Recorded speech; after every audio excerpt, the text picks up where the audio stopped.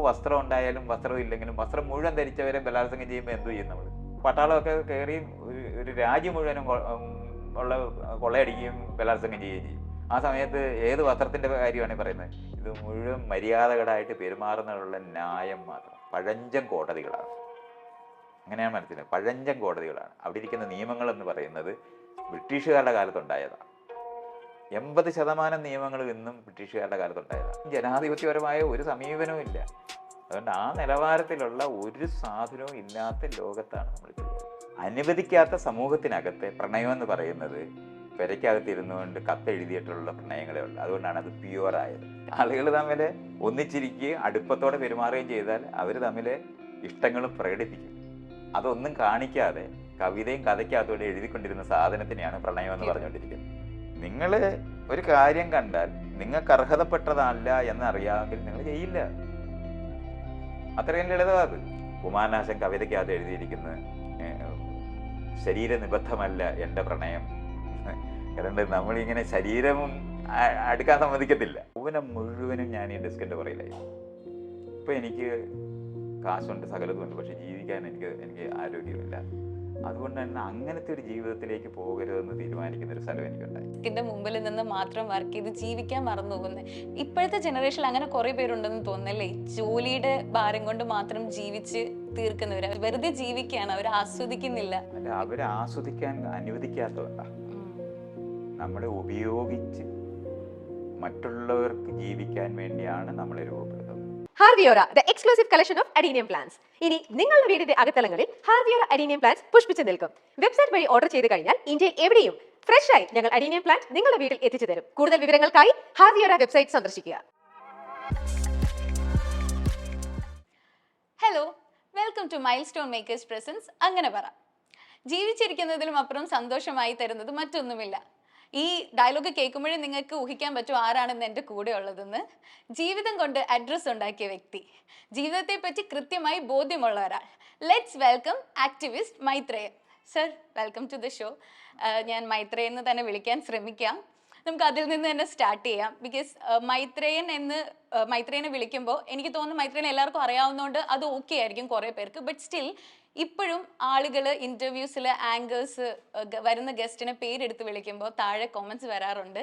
ഇത്രയും പ്രായമുള്ള ഒരാൾ നിങ്ങൾ ഇത്ര അഹങ്കാരികളാണോ എന്നൊക്കെ ചോദിക്കുന്ന ക്വസ്റ്റ്യൻസ് വരാറുണ്ട്. അപ്പോൾ എൻ്റെ ചോദ്യം, സൊസൈറ്റി മാറിയിട്ടുണ്ടോ? സൊസൈറ്റി മാറുക എന്ന് പറഞ്ഞാൽ താനേ മാറുക എന്ന് പറയുന്നില്ല. നമ്മൾ ഇത്തരത്തിലുള്ള സാമൂഹികമായിട്ടുള്ള മേഖലയിലുള്ള ഏത് പെരുമാറ്റ രീതിയും പഠിപ്പിച്ചും പരിശീലിച്ചുമാണ് നമ്മൾ ഉണ്ടാകുന്നത്. കുട്ടിക്കാലത്ത് തൊട്ട് നമ്മളെ മേല് കീഴുള്ള ഹെറാർക്കിക്കൽ എന്നതിന് പറയുന്നത്. ഹെറാർക്കിക്കലായിട്ടുള്ള വാല്യൂസാണ് വീടുകളിൽ പഠിപ്പിക്കുന്നത്. അത് വീടുകളിൽ പഠിപ്പിക്കുമ്പോൾ വീട്ടുകാർ താനേ അറിഞ്ഞിട്ട് പറയുന്നതല്ല. ആയിരക്കണക്കിന് വർഷം കൊണ്ട് പഠിപ്പിച്ചെടുത്ത ഒന്നാണ് ഹെറാർക്കിക്കലായിട്ടുള്ള മൂല്യം. അപ്പോൾ അത് നമ്മളിപ്പോൾ ഒരു ഗോത്ര സമൂഹത്തിനകത്തായിരിക്കുമ്പോൾ പ്രായം കൊണ്ട് ആ തരത്തിലുള്ളൊരു സ്വഭാവം നമുക്ക് താനേ വരും. പക്ഷെ ബാക്കിയുള്ള എല്ലാം ആചാരം നമ്മൾ പറയുന്നത് പരിശീലിപ്പിച്ചേ പറ്റും.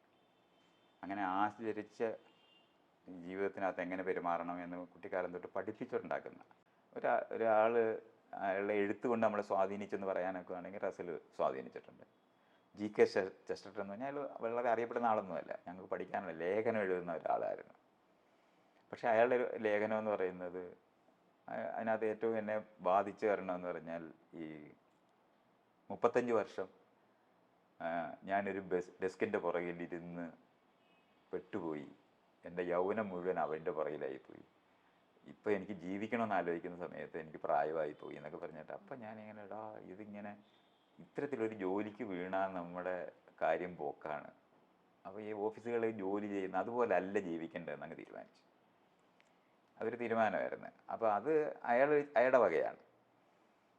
ചെസ്റ്റർട്ടൻ്റെ അയാൾ ഇങ്ങനെ എഴുതിയിരുന്നത് യൗവനം മുഴുവനും ഞാൻ ഈ ഡെസ്കിൻ്റെ പുറകിലായി. ഇപ്പോൾ എനിക്ക് കാശുണ്ട്, സകലതുമുണ്ട്, പക്ഷെ ജീവിക്കാൻ എനിക്ക് ആരോഗ്യമില്ല. അതുകൊണ്ട് തന്നെ അങ്ങനത്തെ ഒരു ജീവിതത്തിലേക്ക് പോകരുതെന്ന് തീരുമാനിക്കുന്ന ഒരു സ്ഥലം എനിക്കുണ്ടായി. അതുപോലെ തന്നെ ഈ ലോക ഗവൺമെൻറ് ഒക്കെ ഉണ്ടാവുകയാണെങ്കിൽ യുദ്ധം കുറയ്ക്കാൻ പറ്റുമെന്ന്, മനുഷ്യർക്ക് സമാധാനം ഉണ്ടാക്കാൻ പറ്റുമെന്ന്, വിദ്യാഭ്യാസത്തിനെ പറ്റി ഇങ്ങനെയല്ല വിദ്യാഭ്യാസം വേണ്ടത്, ഇങ്ങനെയൊക്കെ ഒത്തിരി കാര്യങ്ങളിനകത്ത് ഈ വായിക്കുകയും പഠിക്കുകയും ചെയ്ത സമയത്ത് ഇതൊക്കെ ഞാൻ നിങ്ങൾ ചോദിച്ച ചോദ്യത്തിന് പല കാരണങ്ങളായി മാറുന്നു മാത്രമാണ്. പക്ഷെ ഇപ്പൊ മൈത്രേയൻ പറഞ്ഞത് വലിയൊരു പോയിന്റ് ആണ്, ഈ ഡെസ്കിന്റെ മുമ്പിൽ നിന്ന് മാത്രം വർക്ക് ചെയ്ത് ജീവിക്കാൻ മറന്നു പോകുന്നത്. ഇപ്പോഴത്തെ ജനറേഷനിൽ അങ്ങനെ കുറെ പേരുണ്ടെന്ന് തോന്നുന്നല്ലേ, ജോലിയുടെ ഭാരം കൊണ്ട് മാത്രം ജീവിച്ച് തീർക്കുന്നവർ. അവര് വെറുതെ ജീവിക്കുകയാണ്, അവർ ആസ്വദിക്കുന്നില്ല ജീവിതം. അങ്ങനെ തോന്നിയിട്ടുണ്ടോ? അല്ല, അവരെ ആസ്വദിക്കാൻ അനുവദിക്കാത്തതുകൊണ്ടാ. നമ്മളെ ഉപയോഗിച്ച് മറ്റുള്ളവർക്ക് ജീവിക്കാൻ വേണ്ടിയാണ് നമ്മളെ രൂപപ്പെടുത്തുന്നത്. അതുകൊണ്ടാണ് അങ്ങനെ ആയിപ്പോയത്. അല്ലാതെ ഈ എന്താണ് ജോലി ചെയ്യുന്നവർ ജീവിക്കണ്ടെന്ന് ആഗ്രഹിക്കുന്നുണ്ടല്ലോ, മറ്റ് ഓപ്ഷൻസ് നമുക്ക് ഇല്ലാതാക്കി കളയുന്ന നിലവാരത്തിലാണ് നമ്മുടെ വിദ്യാഭ്യാസം സംഘടിപ്പിച്ചിട്ടുള്ളത്. അപ്പം ഡെസിഗ്നേറ്റ് ചെയ്യുക, നമ്മളെ മറ്റുള്ളവർക്ക് ഉപയോഗിക്കാൻ, സ്വയം ഉപയോഗിക്കാനായിട്ടല്ല, അതിനല്ല, നമ്മളെ എക്വിപ്പ് ചെയ്യുകയല്ല. ജീവിതത്തിനകത്ത് നമ്മൾ സ്വയം തീരുമാനിച്ച് ഒരു 20-22 വർഷം നമ്മൾ പഠിക്കുന്നുണ്ട്. ആ 22 വർഷം കഴിഞ്ഞ് ഇറങ്ങുന്ന ആളിന് സ്വയം എന്തെങ്കിലും ചെയ്യാൻ അറിയുന്നവരായിട്ട് നിൽക്കുന്നില്ല. വേറൊരാൾക്ക് നമ്മളെ ഉപയോഗിക്കാനേ പറ്റുള്ളൂ. അത് വിദ്യാഭ്യാസമല്ലെന്ന്. ഇതുകൊണ്ടാണ് ഞാനത് വിദ്യാഭ്യാസമല്ലെന്ന് പറയുന്നത്. മറ്റുള്ളവർക്ക് നമ്മൾ ഉപയോഗിക്കാം, അതാണ് അതിനകത്ത് പ്രശ്നം. അതുകൊണ്ടാണ് തൊഴിലില്ലാത്തവരുണ്ടാകുന്നത്. തൊഴിലില്ലാത്ത എങ്ങനെ 22 വർഷമോ 24 വർഷമോ ഒക്കെ പഠിച്ച ആൾക്കാർക്ക് ജീവിക്കാൻ അറിഞ്ഞുകൂടാതായി പോകുന്നത് എന്തുകൊണ്ടാണ്? തൊഴിലില്ലായ്മ എങ്ങനെ ഉണ്ടാവും? അപ്പോൾ വല്ലവർക്കും ഉപയോഗിക്കാൻ പറ്റുന്ന ആളുകൾക്ക് വേണ്ടെങ്കിൽ നമുക്ക് ജീവിക്കാൻ അറിഞ്ഞുകൂടാതായി പോകും. നമ്മൾ പിന്നെ തന്നെത്താൻ ഒന്നേന്ന് പഠിക്കുന്നിടത്താണ് പിന്നെ വരുന്നത്. 22 വർഷം സ്കൂളിലും കോളേജിലും ഒക്കെ പഠിച്ചിട്ട് ആർക്കും നമ്മളെ വേണ്ട എന്ന് കണ്ടുപിടിച്ചാൽ നമ്മളെന്ത് ചെയ്യും? അപ്പം അങ്ങനത്തെ സിസ്റ്റത്തിനകത്ത് വളരുന്നതുകൊണ്ടാണ് ഈ പെട്ടുപോകുന്നത്. അപ്പോൾ അത് ജീവിതത്തിൽ അങ്ങനെ വേണ്ട എന്ന് തീരുമാനിക്കുമ്പോൾ നമ്മൾക്കിപ്പോൾ ക്ലാസ് റൂമിനകത്തുനിന്ന് നേരത്തെ രക്ഷപ്പെട്ടവരുണ്ട്. ആ ആളുകളാണ് ഓരോ സ്ഥാപനങ്ങൾ ഉണ്ടാക്കുന്നത്. അവരുണ്ടാക്കിയ സ്ഥാപനത്തിനകത്താണ് ഈ പഠിച്ചവർ പോയി ജോലി ചെയ്യുന്നത്. ശരിക്കും നോക്കിയാൽ മതി. അവിടെയാണ് നമ്മൾക്ക് വിദ്യാഭ്യാസമല്ല തരുന്നത്.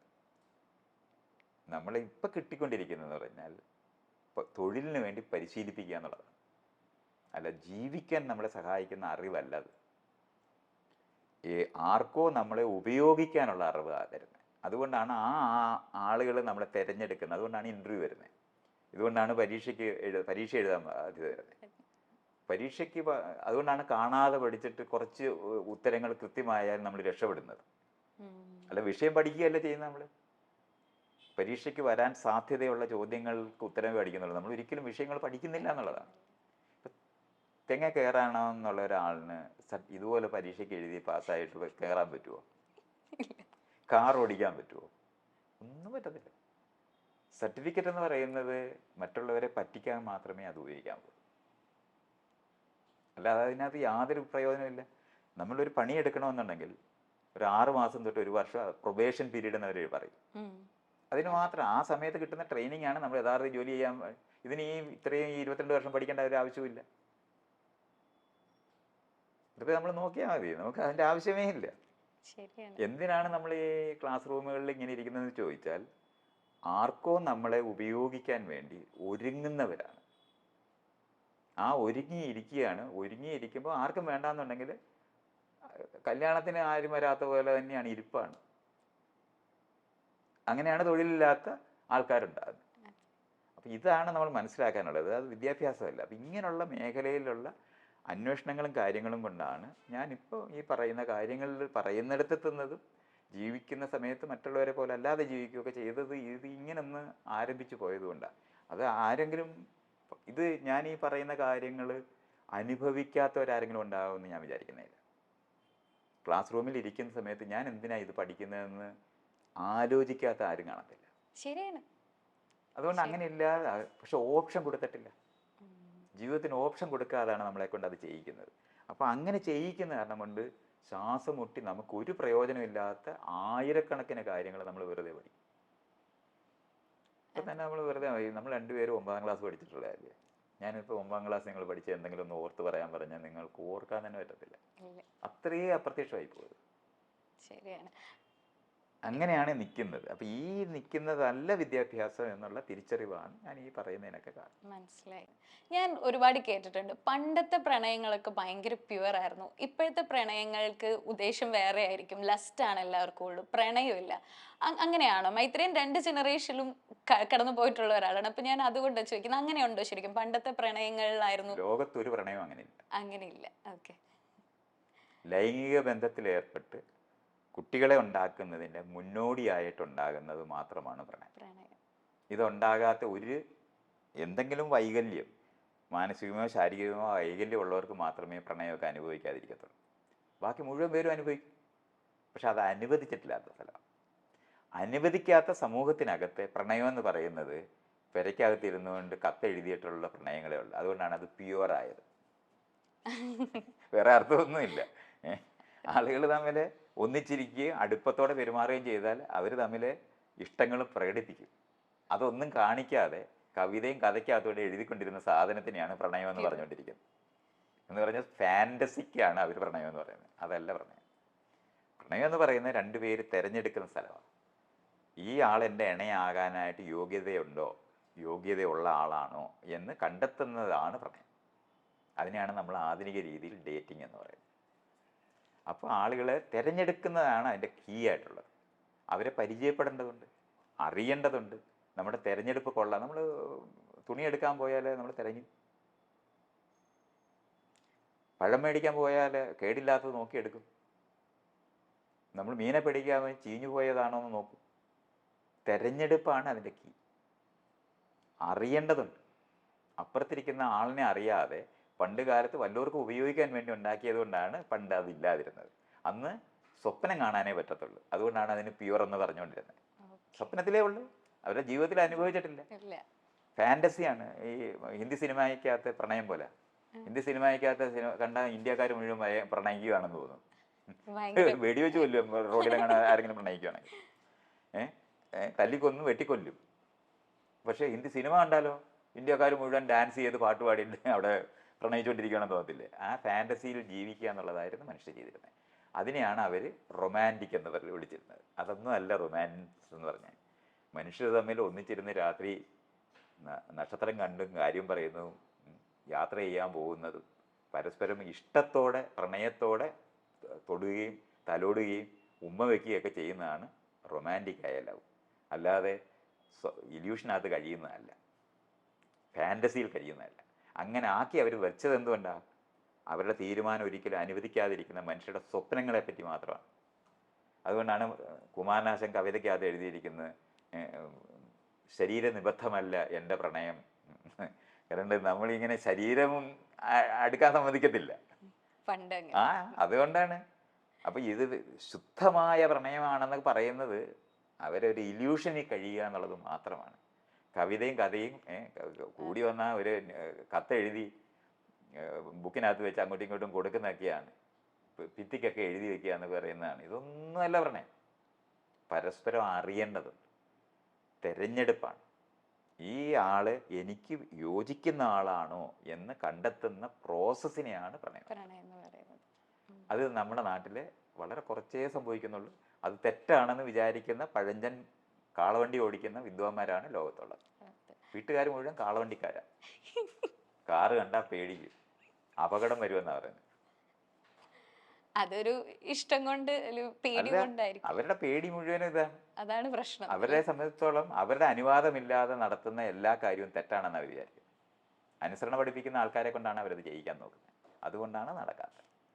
അതേ സമയത്ത് പൗരബോധമുള്ളവരാണെങ്കിൽ ഉത്തരവാദിത്തത്തോടെ പെരുമാറും. പൗരബോധം ഉണ്ടാകാത്തവർ പ്രണയിക്കാൻ അനുവദിക്കുമ്പം അപകടം ഉണ്ടാകുന്നത് അവർക്ക് വിവരമില്ലാത്തതുകൊണ്ടാണ്. വണ്ടി ഓടിക്കാൻ പഠിക്കുകയും പരിശീലിക്കുകയും ചെയ്യേണ്ടതുണ്ട്. നമുക്ക് സേഫ്റ്റി മെഷേഴ്സ് എടുക്കേണ്ടതുണ്ട്. ഇതെല്ലാം നമ്മൾ ചെയ്യേണ്ടതുണ്ട്. അല്ല വണ്ടി വീട്ടിൽ വെച്ചേക്കാനല്ല, വണ്ടി ഉപയോഗിക്കാതിരിക്കാനല്ല നമ്മൾ പഠിപ്പിക്കുന്നത്. നന്നായി അത് ഉപയോഗിക്കാനാണ്. അപ്പോൾ എടുക്കേണ്ട പ്രിക്കോഷൻസ് ഉണ്ട്. ഇതാണ് പഠിക്കുന്നത്. ഇത് പഠിപ്പിക്കാതെ വണ്ടിക്കകത്ത് ഒരു കാറ് ഊബർ പിടിച്ചിട്ടോ അല്ലെന്നുണ്ടെങ്കിൽ ടാക്സി പിടിച്ച് പോകുന്നവരായിട്ട് പെർമനൻ്റായിട്ട് ഇരിക്കുന്ന ആൾക്കാരുടെ ലോകമാണ് നമ്മളുണ്ടാക്കിയത്. അപ്പോൾ വല്ലവർക്കും വണ്ടി ഓടിക്കാൻ അറിയാം, അവരുടെ വണ്ടിയുടെ പുറകെ കയറിയിരുന്നാൽ മതി. തന്നെത്താൻ ഒരിക്കലും ചെയ്യാൻ പറ്റാത്തവരാക്കി മാറ്റുന്നതാണ് പഴയകാല പ്രണയം. അത് പ്രണയമേ അല്ല. ഞാൻ ഈ നേരത്തെ പറഞ്ഞില്ലേ, നിസ്സഹായവൻ്റെ കൊതികൾ മാത്രമാണ്. അത് അവരിങ്ങനെ കവിതയ്ക്കകത്തും കഥയ്ക്ക് ഇഷ്ടം പോലെ പഴയ സിനിമാ പാട്ടിനകത്ത് മുഴുവൻ നോക്കിയാൽ മതി, അങ്ങനത്തെ വരികൾ അവരെഴുതുന്നത്. ഇതുകൊണ്ടാണ് യഥാർത്ഥ ജീവിതം അവർക്കില്ല, അത് നിഷേധിക്കപ്പെട്ടതാണ്. അതിനകത്തല്ല അവർ സൗന്ദര്യം കാണുന്നത്, മനസ്സിലായി. അവരുടെ സ്വപ്നത്തിലാണ് അവർ കാണുന്നത്. അതുകൊണ്ടാണ് പണ്ട് കാലത്ത് ഗന്ധർവന്മാരുമായിട്ടായിരുന്നു സ്ത്രീകൾക്ക് ബന്ധം. പുരുഷന്മാരുമായിട്ട് ബന്ധം ഉണ്ടാകുന്നുണ്ടാവും, അത് പറയാനും കൂടെ പറ്റത്തില്ല. അപ്പോൾ എന്നിട്ട് ഗന്ധർവനാണ് വന്ന് ഗർഭം. യേശു ക്രിസ്തുവിൻ്റെ അമ്മയ്ക്കൊക്കെ അങ്ങനെയല്ലേ, ദൈവമല്ലേ അന്ന് ബന്ധം ഉണ്ടാക്കുന്നത്. ഇപ്പോൾ ആണെങ്കിൽ ഇതാണ് ചെയ്യുന്നത്, ഏലിയൻസാണ് വരുന്നതെന്ന് പറയും. ഇതെല്ലാം ഈ സ്വപ്നത്തിനകത്തുള്ള സാധനമാണ്. അങ്ങനെ വിശ്വസിക്കുന്നവരുണ്ട്. അതങ്ങനെ, അതാണ് ഞാൻ ഈ പറഞ്ഞേ, യഥാർത്ഥ ജീവിതത്തിനകത്തുള്ളതും കൂടെ മറച്ചു വെച്ചിട്ട് ഇത്തരത്തിലുള്ള കഥകൾ പറഞ്ഞിട്ടാണ്. നമ്മുടെ നാട്ടില് കുന്തിക്ക് 5 പേരുമായിട്ടാണ് ബന്ധം. അതാവും അവരുടെ ആരുടെയും പേരില്ല. അതിന് പകരം സൂര്യൻ വന്നു, ചന്ദ്രൻ വന്നു, വായു വന്നു എന്നൊക്കെ പറഞ്ഞിട്ടല്ലേ ഇവരുടെയൊക്കെ അച്ഛനും അമ്മമാരുടെയും കാര്യം പറയുന്നത്. ഇതെല്ലാം ഇതുപോലുള്ള പഴഞ്ചൻ കഥകൾ പഠിപ്പിച്ചായിരുന്ന ആളുകൾ ഇത് പറയുന്നത്. പണ്ട് സ്ത്രീകൾക്ക് ഗർഭമെല്ലാം ഉണ്ടാക്കിയിരുന്നത് ഗന്ധർവന്മാരാണ്. ഇതാണ് അതിനകത്ത് തമാശ എന്ന് പറയുന്നത്. അത് ഫാൻറ്റസി പറഞ്ഞാൽ അതുപോലും, അപ്പം എല്ലാവരും ഇത് വിശ്വസിക്കുന്ന കാരണം കൊണ്ട് കുറച്ച് വർക്ക് ചെയ്യും. ഇപ്പം പറഞ്ഞ ആൾ എടുക്കത്തേ ഇല്ല. പക്ഷേ ഈ വിശ്വാസമൊക്കെ എപ്പോഴും പറയും. പണ്ട് കാലത്ത് ഗന്ധർവം വരും എന്നുള്ള കാര്യം ഇപ്പോഴും സമ്മതിക്കും. പക്ഷെ ഇപ്പൊ നിങ്ങൾ ആരെങ്കിലും ഗന്ധർവന്റെ കാര്യം പറഞ്ഞാൽ എടുക്കത്തില്ല. അത് അങ്ങനെയാണ് അത് മാറിയിട്ടുള്ളത്. അല്ലാതെ ആളുകൾ യഥാർത്ഥത്തിൽ ബന്ധങ്ങൾ ഉണ്ടായാൽ പോലും അത് ഓൺ ചെയ്യാൻ കഴിയാത്തവരായിരുന്നു. അപ്പോഴാണ് ഈ കപടമായ ഇത്തരത്തിലുള്ള കഥകളും കാര്യങ്ങളും പറയുന്നത്. സത്യസന്ധമായിട്ട് നമുക്കറിഞ്ഞൂടെ, 2 വ്യക്തികൾ തമ്മിൽ എന്ന് പറഞ്ഞാൽ 2 ജീവികൾ, എല്ലാ ജീവികളും അറിയുന്ന എല്ലാ ജീവികളും തമ്മിൽ ബന്ധം ഉണ്ടാക്കിയിട്ടാണ് കുഞ്ഞുണ്ടാക്കുന്നതെന്ന് എല്ലാവർക്കും കാണരുതോ? അതിന് അത്ഭുതകരമായി വല്ലതും ഉണ്ടോ? അതിന് ദൈവം വരണോ, ഗന്ധർവം വരണോ, ഏലിയൻ വരണോ? ഇതൊന്നും വരണ്ട. ഓരോ കാലത്തെ ഫാന്റസികളാണ്. അതാണ് അതിനകത്ത് ജീവിക്കുകയും അതിനെ റൊമാൻറ്റിസൈസ് ചെയ്യുകയും ചെയ്യുന്നതാണ് പണ്ട് കാലത്തെ പ്രണയം. അങ്ങനല്ല നമ്മൾ പറയേണ്ടത്. ഞാൻ തിരഞ്ഞെടുക്കുന്ന, അപ്പോൾ പരസ്പരം അറിയും. ക്ലാസ് റൂമിനകത്ത് ആൾക്കാർക്ക് പരസ്പരം പരിചയപ്പെടാൻ തുടങ്ങാൻ പറ്റും. അവരുടെ ജീവിതത്തിനകത്ത് അവർ ജോലി ചെയ്യുന്ന സ്ഥലത്ത് ഒക്കെ പരസ്പരം പരിചയപ്പെടാൻ പറ്റും. ഒരാളുടെ സ്വഭാവം അറിയേണ്ടതുണ്ട്. ഒരാളുടെ കൂടെ നമ്മളിപ്പം പെണ്ണ് കാണുന്നു എന്ന് പറയുന്ന സമയത്ത് എന്തറിയുന്നു? എന്താണ് ഒരാൾ വന്ന് കാണുന്നത്? എന്താണ്? നിങ്ങൾ തന്നെ നോക്ക്, എന്താണ് ഈ കാണുന്നത്? അല്ല, നമ്മൾ വെറുതെ ആലോചിക്കുക, നമ്മൾ ഒരാളെ എങ്ങനെ അറിയും? വസ്തുവാക്കിയാണ്. അതുകൊണ്ടാണ് സ്ത്രീകളെല്ലാം വസ്തുക്കളായി പോയത് കൊണ്ടാണ്. സാധനം എന്നാണ് പുരുഷന്മാർ സ്ത്രീകളെ വിളിക്കുന്നത്. അങ്ങനെയാ മനസ്സിലാക്കണം, വസ്തുക്കളാണ്. അപ്പം വസ്തുക്കളെ കാണാനാണ് വരുന്നത്. അല്ല, നിങ്ങൾക്ക് ആന്തരികമായ ഒരു ലോകം ഉണ്ടെന്ന് സമ്മതിച്ചിട്ടില്ല. ഇതുകൊണ്ടാണ് നിങ്ങൾക്ക് വ്യക്തിത്വമില്ല. മറ്റൊരാൾക്ക് ഉപയോഗിക്കാനുള്ള ജീവികൾ മാത്രമാണ്. ഇപ്പൊ കുറെ എന്ന് പറഞ്ഞിട്ട് എന്താ കാര്യം? നിങ്ങൾ കല്യാണം തന്നെ തിരഞ്ഞെടുക്കുന്ന ആളിനെ, നിങ്ങൾക്ക് ഇഷ്ടമുള്ള ആളിനെ തിരഞ്ഞെടുക്കാൻ ഇപ്പോഴും കഴിയുമോ? അത്ര ചോദ്യം. അതിന് വേണ്ടി നിങ്ങൾ സമരം ചെയ്യേണ്ടി വരും, അല്ലാതെ പറ്റത്തില്ല. അതുകൊണ്ട് അതങ്ങനെ കുറച്ചെന്ന് പറയണ്ട. കുറച്ചെന്ന് പറയുന്ന സാധനം മുഴുവനും ഈ സ്കൂളിലും കോളേജിലും ഒക്കെ പരസ്പരം കാണാനുള്ള ഇടമുണ്ടാകുന്നുണ്ട്. അപ്പോഴും ആണിനെയും പെണ്ണിനെയും രണ്ടിടത്ത് വെച്ചിട്ടല്ലേ ചെയ്യുന്നത്? വിവേചനത്തോടെയല്ലേ വളർത്തുന്നത്? വിവേചനം പഠിപ്പിക്കുന്ന ഇടമായിട്ടാണ് സ്കൂളുകളൊക്കെ തുടരുന്നത്. നമ്മൾ ഏറ്റവും പഠിക്കുന്ന സ്ഥലത്ത് പരസ്പരം അറിയാനുള്ള ഇടത്തിനകത്ത് വിവേചനം പഠിപ്പിക്കുന്ന ഇടമാണ് നമ്മുടെ സ്കൂളുകൾ. ഇതാണ് മനസ്സിലാക്കേണ്ടത്. അവിടുന്ന് ഇറങ്ങുന്ന ഒരാൾക്ക് എങ്ങനെ മറ്റുള്ളൊരാളെ ആയിട്ട് നല്ല പെരുമാറ്റം ഉണ്ടാക്കാൻ പറ്റും? കഴിയില്ല. ഓക്കെ, നമുക്ക് ഇനി ഒരു സെഗ്മെന്റിലേക്ക് പോവാം.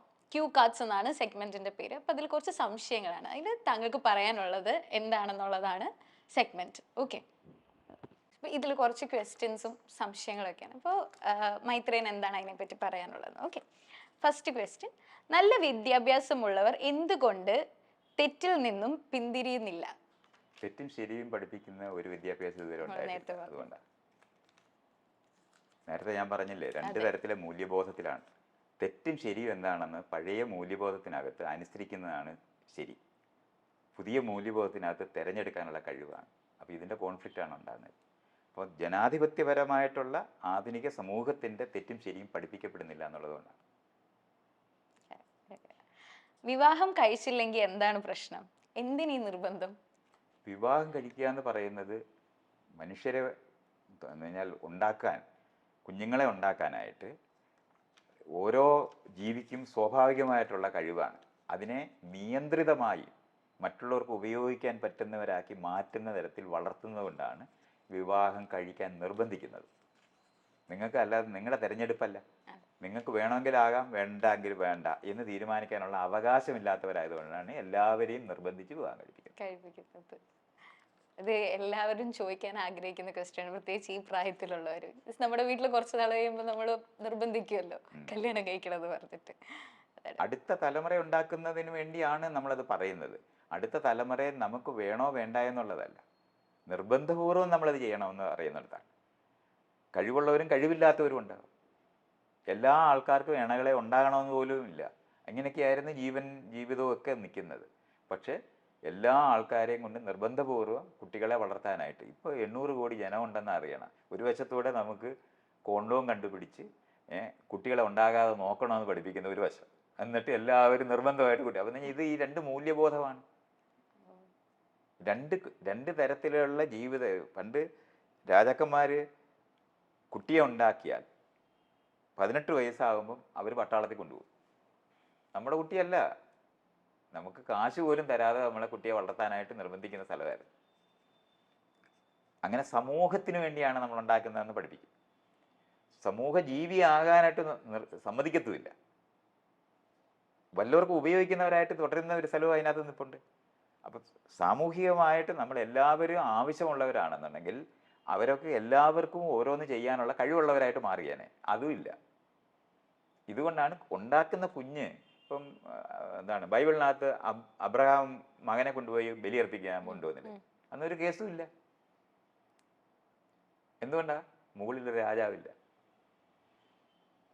അപ്പം ഈ കുട്ടി എന്ന് പറയുന്നത് രാജാവിന് അടിമയായി മാറേണ്ട ആളാണെന്നുള്ള, അല്ലെങ്കിൽ അവരുടെ പ്രജയായി മാറേണ്ട ആളാണെന്നുള്ള അറിവ് കൊണ്ടാണ് കുട്ടിയെ കൊല്ലാൻ പറ്റാതായത്. അത് കൊല്ലുന്നത് നല്ലതാണോ അല്ലെന്നുള്ള ചർച്ചയിലല്ലത്. പക്ഷെ ജനിപ്പിച്ച ആളിന് കൊല്ലാൻ അവകാശം ഉണ്ടെന്നായിരുന്നു പണ്ട് അവർ വിചാരിച്ചത്. അതുകൊണ്ടാണ് ബലി ചെയ്തിരുന്നത്. ദൈവത്തിന് കൊടുക്കുന്നു എന്നുള്ള അർത്ഥത്തിലായിരുന്നു. പക്ഷെ അത് രാജാവിനായപ്പോൾ നമുക്ക് ചെയ്യാൻ പറ്റത്തില്ല. അപ്പോൾ അതുകൊണ്ടാണ് നമ്മൾ ഉണ്ടാക്കുന്ന കുഞ്ഞിനെ ഇന്ന് നമുക്ക് കൊല്ലാനൊക്കത്തില്ല. പക്ഷെ കുട്ടി നമ്മുടേതാണെന്ന് നമ്മൾ വിചാരിക്കാനേ പറ്റത്തുള്ളൂ. അതിൻ്റെ ചെലവിന് നമ്മൾ ചെയ്യുന്ന പണിയെടുത്ത് ഒരു 18 വയസ്സായ ഒരാണിനെയോ പെണ്ണിനെയോ ഉണ്ടാക്കി കഴിഞ്ഞാൽ മറ്റുള്ളവർക്ക് ആർക്കെങ്കിലും ഉപയോഗിക്കാൻ വേണ്ടി നമ്മൾ ഉണ്ടാക്കി കൊടുക്കുന്ന ആൾ മാത്രമാണ്, നമ്മുടേതല്ല. അപ്പം നമ്മുടേതല്ല എങ്കിൽ പിന്നെ നമ്മൾക്ക് ചെലവിന് തരണ്ടേ നമ്മൾ ഈ പണിയെടുത്താൽ? നിങ്ങളൊരു സ്കൂളിൽ പഠിപ്പിക്കാൻ പോയാൽ കാശ് കിട്ടത്തില്ലേ? നഴ്സറിയിൽ പോയി കുട്ടികളെ നോക്കിയാൽ കാശ് കിട്ടത്തില്ലേ? ഇതൊന്നും വീട്ടിലുള്ളവർക്ക് കിട്ടുന്നില്ലല്ലോ. ഇതാണ് നമ്മൾ മനസ്സിലാക്കേണ്ടത്. ഈ കുഞ്ഞിനെ വളർത്തുന്നത് ഒരു പണിയാണ്. പക്ഷെ ആ പണിയായിട്ട് കാണുന്നുമില്ല, പണി ചെയ്ത് കൊടുക്കുകയും വേണം. മനസ്സിലായി. മലയാളികൾക്ക് ലൈംഗിക വിദ്യാഭ്യാസം കുറഞ്ഞു പോകുന്നുവോ? മലയാളികളുടെ കാര്യമൊന്നുമല്ല, ലോകവ്യാപകമായിട്ട് അങ്ങനെ തന്നെയാണ്. അത് അതിൻ്റെ ഗ്രേഡിന് വ്യത്യാസങ്ങളേ ഉള്ളൂ. ജനാധിപത്യപരമായിട്ടുള്ള സമൂഹത്തിനകത്ത് എത്രത്തോളം മുന്നോട്ട് അവർക്ക് പോകാൻ കഴിഞ്ഞിട്ടുള്ളിടത്ത് അത് നടക്കുന്നുണ്ടാവും. അല്ല, മലയാളികൾ പ്രശ്നമല്ല. മലയാളികൾക്ക് കുറേ കൂടെ അടിമത്തം അനുഭവിക്കുന്നത്, ഈ ലൈംഗിക ദാരിദ്ര്യം കൂടുതലായിട്ട് അനുഭവിക്കുന്നതിൻ്റെ കാര്യം എല്ലാവരും സ്കൂളിൽ പോകുന്നതുകൊണ്ടാണ്. മറ്റിപ്പോൾ തമിഴ്നാട്ടിലെ എല്ലാവരും ഇപ്പോഴും സ്കൂളിൽ പോകുന്നവരല്ല. അതുകൊണ്ട് അവർക്ക് അത്രയും ലൈംഗിക ദാരിദ്ര്യം ഉണ്ടാകത്തില്ല. ഇവിടെ ഈ സകല 2 തരത്തിലെ മാറ്റി ഇരുത്തി മുഴുവൻ എണ്ണത്തിനെയും പ്രണയ കത്ത് പിടിച്ച് വളർത്തിയ അധ്യാപകർ വളർത്തി ബോൺസായി ആക്കി ആണും പെണ്ണും ആണ് ഈ കാണുന്ന മുഴുവൻ. അതുകൊണ്ട് പരമാവധി ദാരിദ്ര്യം അനുഭവിക്കുന്നവരാ. അതുകൊണ്ട് മലയാളികൾക്ക് സാക്ഷരത ഉണ്ടെന്ന് പറഞ്ഞാൽ ഈ ലൈംഗിക ദാരിദ്ര്യം ഉണ്ടായിരിക്കും. അതുകൊണ്ട് കൂടുതലാണ്. അതുകൊണ്ടാണ് സെക്സ് എന്നൊക്കെ പറയുമ്പോഴേ ആൾക്കാർക്ക് അതുകൊണ്ടാണ് അത് നിഷേധിക്കപ്പെട്ടതാണ്. രാഷ്ട്രീയം പാടില്ല എന്ന് പറയുന്ന പോലെയാണ് ലൈംഗികത പാടില്ല എന്നാണ് പഠിപ്പിക്കുന്നത്. ഇതുകൊണ്ടാണ് അതങ്ങനെ ആയിപ്പോകുന്നത്. എന്നിട്ട് എന്ത് തന്നെയാണ് ഞാൻ ജീവിക്കുന്നതെന്ന് ആർക്ക് പറഞ്ഞുകൂടാ? ആർക്കോ വേണ്ടി ജോലി എടുക്കാൻ വേണ്ടി ഉണ്ടായ സ്ലേവ്സിനെയാണ് ഈ ഉണ്ടാക്കുന്നത്.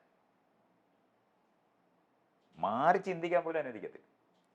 അതാണ് സത്യം. ദാമ്പത്യ ബന്ധം ഒരു ലോക്ക്ഡ് എഗ്രിമെന്റ് ആണോ? കണിശമായിട്ട്. കാരണം അവര് തിരഞ്ഞെടുക്കുന്നതല്ല. നിങ്ങളൊരു ജോലിക്ക് പോകുന്ന പോലെ തന്നെ. നിങ്ങളുടെ തിരഞ്ഞെടുപ്പ് അതിനകത്തില്ല. അതിന് ലോക്ക്ഡാണ് അത്. പണ്ട് എന്താണ് സോൾമേറ്റ് എന്നൊക്കെയാണ് കൺസെപ്റ്റ് വെക്കുന്നത്. ജീവിതകാലം മുഴുവൻ രണ്ടുപേര് തമ്മിൽ ജീവിക്കാൻ ബാധ്യതയാണ്. അവർ തമ്മിൽ ചേരത്തില്ലെന്ന് എത്ര കണ്ടുപിടിച്ചാലും വിടത്തില്ല. ഇപ്പോഴും ഈ കുടുംബ കോടതിക്കകത്ത് 10 കൗൺസിലിങ്ങും കൊടുക്കും. ഇതല്ലേ ഇവർ ജീവിച്ചിട്ട് ജീവിക്കാൻ പറ്റത്തില്ലെന്ന് കണ്ടെത്തിയിട്ട് അവിടെ എത്തിയവരാണ്. അവരെ പിരിയാനായിട്ട് സഹായിക്കുകയാണ് വേണ്ടത്. അതിന് പകരം അവരെ എങ്ങനെങ്കിലും കുത്തി കയറ്റി ചേർക്കാൻ പറ്റുമെന്ന് ഇവർ നോക്കിക്കൊണ്ടിരിക്കും. ആ പണി മുഴുവൻ ചെയ്തിട്ടാണ് അവസാനം അത് ചെയ്യുന്നത്. എന്നിട്ട് തമ്മിൽ അടിച്ചും കൊന്നും തിന്നും ജീവിക്കുക എന്നുള്ളതാണ്. നമ്മൾ കൗൺസിൽ ചെയ്യുന്ന എപ്പോഴാണ്? ജീവിക്കാൻ പഠിക്കുന്നിടത്താണ് കൗൺസിലിംഗ് വരേണ്ടത്. ക്ലാസ് റൂമിനകത്താണ് ആ കൗൺസിലിംഗ് വരേണ്ടത്. തിരഞ്ഞെടുക്കാൻ സഹായിക്കുകയാണ് വേണ്ടത്. തിരഞ്ഞെടുത്ത് ജീവിച്ച്, നിങ്ങൾ ഏറ്റവും കൂടുതൽ ജീവിച്ചത് നിങ്ങളല്ലേ, ഒരാളോടൊത്ത് ജീവിച്ചതല്ലേ. ജീവിക്കാൻ പറ്റത്തില്ലെന്ന് കണ്ടെത്തുമ്പോഴാണ് അവർ പിരിയണമെന്ന് ആഗ്രഹിക്കുന്നത്. ആ സമയത്ത് അവരെ അസിസ്റ്റ് ചെയ്യേണ്ടത് അങ്ങനെയാണ്. അവരെ അവിടെ കൗൺസിൽ ചെയ്ത് ചേർക്കുക എന്ന് പറയുമ്പം ശ്വാസം മുട്ടി വീണ്ടും ജീവിക്കുന്നവരായിരിക്കും 80%. രോഗചികിത്സ ഉണ്ടെങ്കിൽ നമുക്ക് എടുക്കാം, അത് നമുക്ക് കാണാം. ബാക്കി മുഴുവൻ ഈ കൗൺസിലിംഗ് എന്ന് പറഞ്ഞാൽ ഏച്ചു വെച്ചാൽ മുഴച്ചിരിക്കും എന്ന് പറയുന്ന പോലെ അനുഭവിക്കത്തേ ഉള്ളൂ. കാരണം അവർ പെടച്ച് മരിക്കുന്നതിന് എത്തിയിട്ട് മരിക്കാനും കൂടെ സമ്മതിക്കാത്ത നിലവാരത്തിൽ പിന്നെയും ജീവിപ്പിക്കുക എന്നുള്ളതിന് വിജയിച്ചു എന്നൊക്കെ പറയും. വളരെ കുറച്ച് മനുഷ്യരുണ്ടാകാം അങ്ങനെ അല്ലാതെ. ബാക്കി മുഴുവൻ കൗൺസിലിംഗ് എന്ന് പറഞ്ഞാൽ പിരിയുന്നതിന് സഹായകരമായ കൗൺസിലിംഗ് ആണ് കൊടുക്കേണ്ടത്. അതാണ് കോടതിയിൽ ഇതുവരെ ഇല്ലാത്തത്. കാരണം കോടതിക്കകത്ത് ഇതുവരെയും ആ തരത്തിലൊരു മൂല്യബോധം, പഴഞ്ചൻ കോടതികളാണ്. അങ്ങനെയാണ് മനസ്സിലായത്, പഴഞ്ചൻ കോടതികളാണ്. അവിടെ ഇരിക്കുന്ന നിയമങ്ങൾ എന്ന് പറയുന്നത് ബ്രിട്ടീഷുകാരുടെ കാലത്തുണ്ടായതാണ്. 80% നിയമങ്ങളും ഇന്നും ബ്രിട്ടീഷുകാരുടെ കാലത്തുണ്ടായതാണ്. കാരണം ഈ ജനാധിപത്യപരമായിട്ടുള്ള ജീവിതത്തിനെ പറ്റി അറിഞ്ഞുപോലും ഇല്ലാത്ത കാലത്തുണ്ടാക്കിയ നിയമങ്ങളാണ്. അതൊക്കെയാണ് ഈ കോടതിയിലിരിക്കുന്ന വിദ്വാന്മാർ പഠിച്ചിട്ട് ഈ ലോ കോളേജിലൊക്കെ പോയി പഠിച്ചാൽ ഭയങ്കര വിവരത്തോടെ പഠിച്ചെന്നൊക്കെ നമ്മൾ വിചാരിക്കും. കാണാതെ പഠിച്ച സാധനങ്ങൾ അതൊക്കെ. ജീവിതത്തിനെ പറ്റിയും ഈ പറയുന്ന മൂല്യബോധം ഉണ്ടാകുന്ന നിലവാരത്തിലുള്ള ഒരു സാധനവും അതിനകത്തൊന്നും ഉണ്ടായിട്ടില്ല. ഇങ്ങനത്തെ കോടതികൾ തന്നെ അല്ല നമുക്ക് വേണ്ടത്. നമുക്ക് ഇതുവരെ ഇരിക്കാനൊരു കസേര തരാത്ത കോടതിയാണ്. രാജാവിൻ്റെ മുമ്പിൽ നിൽക്കുന്ന സ്ഥലമാണ്. മജിസ്ട്രേറ്റർമാർ കൊച്ചു രാജാക്കന്മാരാണ്. ഇതൊക്കെയാണ് നമ്മൾ മനസ്സിലാക്കേണ്ടത്. കാരണം അവിടെ നിന്നൊന്നും ജനാധിപത്യപരമായ ഒരു സമീപനവും ഇല്ല.